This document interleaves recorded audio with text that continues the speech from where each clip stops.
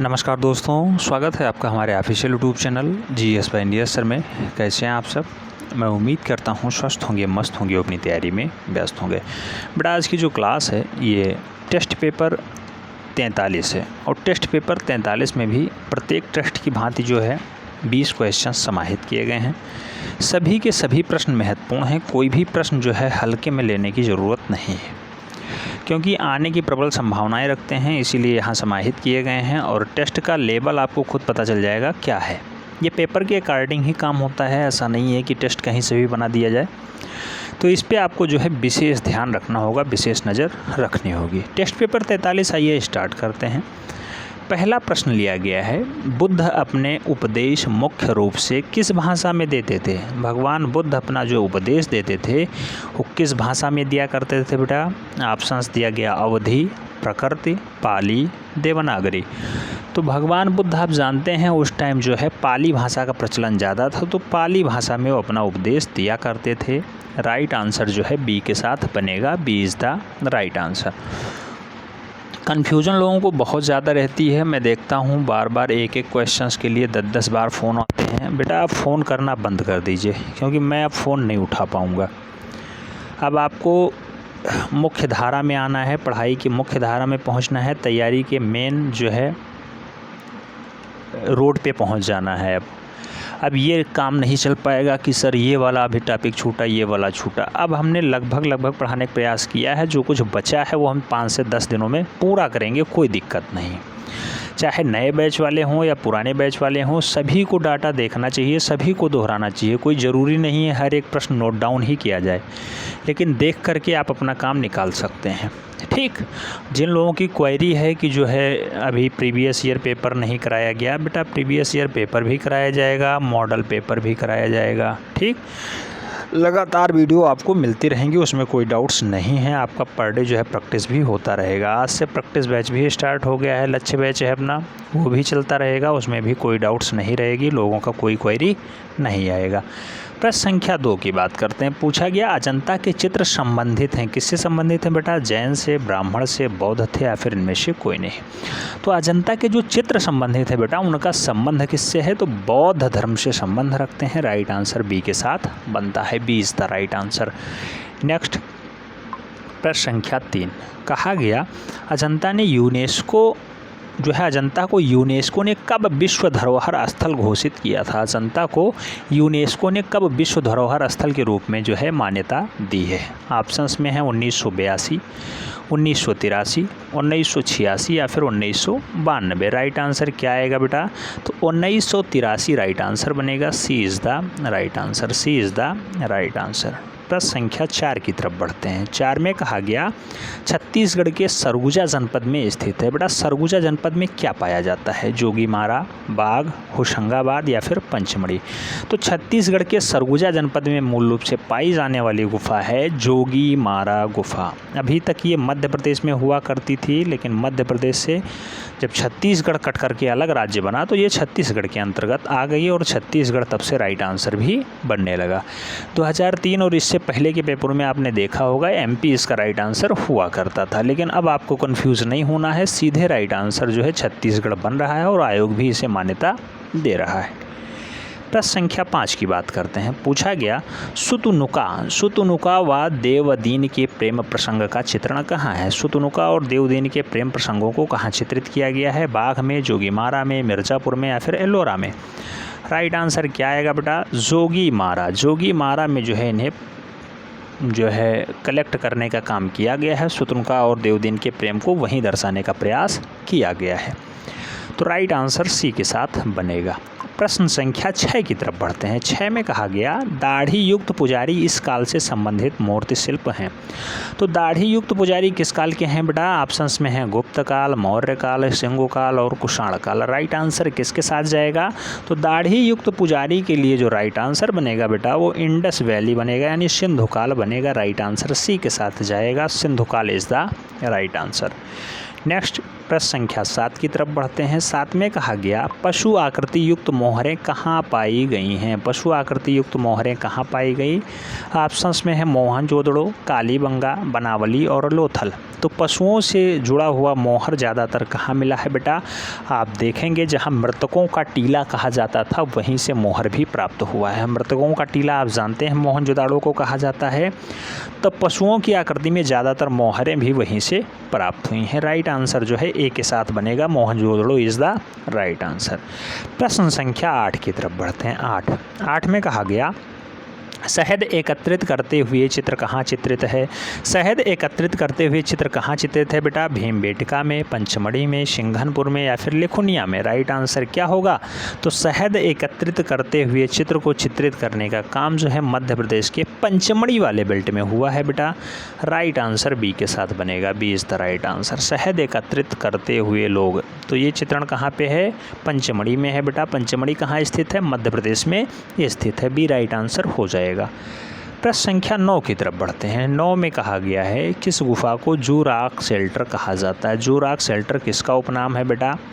Options में है बांदा, बेल्लारी, मिर्ज़ापुर, भीमबेटका। जू रॉक शेल्टर किसकी उपमा है। तो बेटा जू रॉक शेल्टर कहा जाता है भीमबेटका गुफा को। राइट आंसर जो है डी के साथ बन रहा है, D is the right answer. प्रश्न संख्या 10 की बात करते हैं। पूछा गया 6 कोणों का सितारा कहाँ अंकित है। 6 कोणों का सितारा कहाँ पाया जाता है। बेल्लारी में, बांदा में, भीमबेटका में या फिर सित्तनवासल में। बेटा 6 कोणों का जो सितारा स्थित है वो बेल्लारी में स्थित है। राइट आंसर ए के साथ जाएगा। आप जानते होंगे बेल्लारी किस राज्य में है, कमेंट में छाप दीजिए बेटा। पढ़ाया है हमने इसलिए छापना आपको ज़रूरी है। बेल्लारी किस राज्य में स्थित है। नेक्स्ट प्रश्न संख्या 11 की बात करते हैं। 11 में कहा गया है पालिश लगाने की कला। पालिश लगाने की कला का आरंभ किस युग में हुआ है, वह युग आप बताइए। नवपाषाण काल, पूर्व पाषाण काल, मध्य पाषाण काल या फिर इनमें से कोई नहीं। तो बेटा पालिश लगाने की जो कला विकसित होती है जिसे हम लोग नवपाषाण काल के नाम से जानते हैं, उसी को हम लोग उत्तर पाषाण काल भी कहते हैं। उत्तर पाषाण काल। तो उत्तर पाषाण काल या फिर नवपाषाण काल में पालिश लगाने की कला आरंभ हो जाती है। तो राइट आंसर नवपाषाण काल बन रहा है। अगर ये ऑप्शंस में ना होता तो उत्तर पाषाण काल होता, ये राइट आंसर बनता। ठीक है, आगे बात करते हैं। आगे कहा गया है प्रश्न संख्या 12 में कहा गया रुक्मणी हरण का चित्रण इनमें से किस शैली में हुआ है। रुक्मणी हरण का चित्रण कहाँ पे हुआ है बेटा। तो रुक्मणी हरण का चित्रण आपको बताना है कि बीकानेर शैली में हुआ, किशनगढ़ शैली में हुआ, मेवाड़ शैली में हुआ या फिर बूंदी शैली में हुआ। तो रुक्मणी हरण का जो चित्रण है बेटा वो किशनगढ़ शैली में हुआ है। किशनगढ़ शैली जहाँ की बनी ठनी चित्रण शैली बहुत फेमस है बेटा। राइट आंसर बी के साथ बनेगा, किशनगढ़ शैली is the right answer. Rukmini हरण चित्रण किशनगढ़ शैली में हुआ है। नेक्स्ट प्रश्न संख्या 13 की बात करते हैं। 13 में कहा गया ऊँट की खाल पे चित्रांकन किस शैली की विशेषता रही है। ऊँट के खालों पे चित्रांकन कहाँ पे स्टार्ट होता है। जोधपुर शैली, बीकानेर शैली, मेवाड़ शैली, किशनगढ़ शैली। बेटा ऊँट के खालों पे जो चित्रांकन का काम हुआ है वो बीकानेर में हुआ है, क्योंकि बीकानेर बेल्ट में ऊँट ज़्यादा पाए जाते हैं और आप जानते होंगे ये सब राजस्थानी शैली के अंतर्गत आते हैं।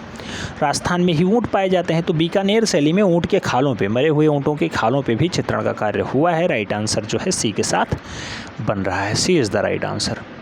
प्रश्न संख्या 14 की बात करते हैं। 14 में कहा गया भगवान विष्णु को समर्पित विजय स्तंभ। विजय स्तंभ की ऊंचाई क्या है बेटा। बहुत महत्वपूर्ण क्वेश्चन आ गया बेटा। विजय स्तंभ की ऊंचाई क्या है। 37.19 मीटर या 122 फीट, 35 मीटर, 39 मीटर या फिर 34.64 मीटर। बेटा विजय स्तंभ की जो ऊंचाई है मूल रूप से वो एग्जैक्ट ऊंचाई है 37.19 मीटर, जिसे हम लोग फुट में अगर निकालें तो 122 फीट आता है। तो विजय स्तंभ की ऊंचाई 37.19 मीटर है। राइट आंसर ए के साथ बनेगा, A is the right answer. प्रश्न संख्या 15 की बात करते हैं। 15 में कहा गया मेवाड़ राज्य की नींव बापा रावल ने कब डाली थी। तो बेटा मेवाड़ राज्य की नींव बापा रावल ने कब डाली। ऑप्शंस दिया गया 726 ईस्वी, 729 ईस्वी, 728 ईस्वी या फिर 730 ईस्वी। तो मेवाड़ राज्य की नींव बापा रावल ने डाली 728 ईस्वी में डाली। राइट आंसर बी बनेगा, B is the right answer, यानी 728 ईस्वी इज़ द राइट आंसर। प्रश्न संख्या 16 की तरफ बढ़ते हैं। 16 में कहा गया जैन शैली का आरंभियों में विकास हुआ है। जैन शैली का आरंभ और विकास कब हुआ है बेटा? ऑप्शंस में है 8वीं-9वीं शताब्दी, 11वीं-12वीं शताब्दी, 5वीं-8वीं शताब्दी या फिर 11वीं-15वीं शताब्दी। तो बेटा जैन शैली आरंभ और विकसित कब होती है? तो 11वीं से 15वीं शताब्दी के बीच जो है विकसित हो जाते हैं। 11वीं से 15वीं, राइट आंसर सी के साथ बनेगा, C is the right answer. Jain शैली का आरंभ और विकास 11वीं से 15वीं शताब्दी के मध्य हुआ, सी राइट आंसर हो जा रहा है। प्रश्न संख्या 17 की बात करते हैं। 17 में कहा गया महावीर स्वामी जी की मृत्यु हुई थी। महावीर स्वामी आप जानते होंगे जैन धर्म के अनुयायी थे और महावीर स्वामी की मृत्यु पूछा गया कब हुई है? 527 ईसा पूर्व में, 528 ईसा पूर्व में, 529 ईसा पूर्व में या फिर 530 ईसा पूर्व में। तो बेटा महावीर स्वामी की जो मृत्यु है वो 527 ईसा पूर्व में हुई है। राइट आंसर जो है 527 ईसा पूर्व बनेगा, A is the right answer हो जाएगा, A is the right answer. प्रश्न संख्या 18 की तरफ बढ़ते हैं। 18 में कहा गया है पाल वंश की स्थापना किसने की थी? पाल वंश को किसने एस्टेब्लिश किया? ऑप्शंस में है लक्ष्मण सेन, गोपाल, धर्मपाल, वित्तपाल। बेटा पाल वंश को एस्टेब्लिश करने का जो काम रहा है वो गोपाल का रहा है। आप जानते हैं पाल वंश जो है ये बंगाल वाले बेल्ट में एस्टेब्लिश होता है। बंगाल जिसे आज दीदी के क्षेत्र के नाम से भी जाना जा रहा है। दीदी वहाँ पे मुख्यमंत्री यानी ममता बनर्जी जी वहाँ पे मुख्यमंत्री हैं। आजकल शिक्षा जो है मामला चल रहा था और शिक्षा मंत्री का घोटाला सामने आया। 50 करोड़ से ज़्यादा की नकदी तरलता बरामद हो चुकी है। 1-1 किलो की पित्ती नहीं, कितने बिस्किट पता नहीं क्या मिल चुका है वहाँ पे।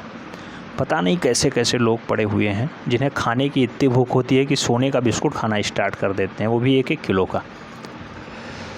समझ में नहीं आता बंगाल सरकार इतनी जो है। अभी तक तो बहुत सही चल रही थी, लेकिन जब करप्शन सामने आया तो इतना तगड़ा आया कि मंत्री जी को भी बोलना पड़ा, इस्तीफा देना पड़ा, निकालना पड़ा, सब कुछ हो रहा है।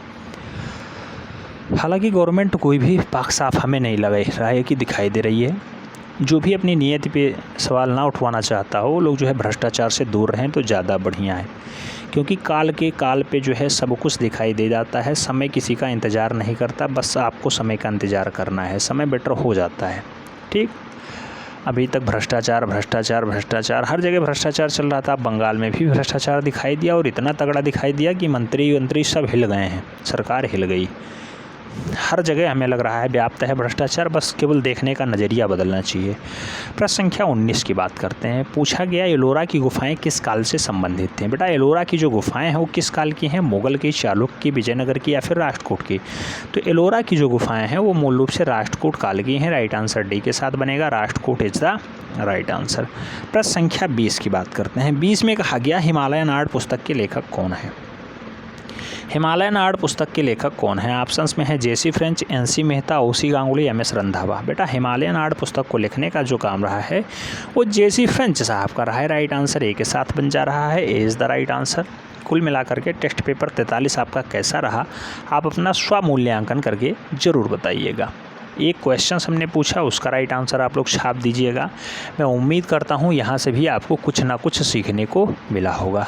मिलते हैं नेक्स्ट वीडियो में, तब तक के लिए जय हिंद।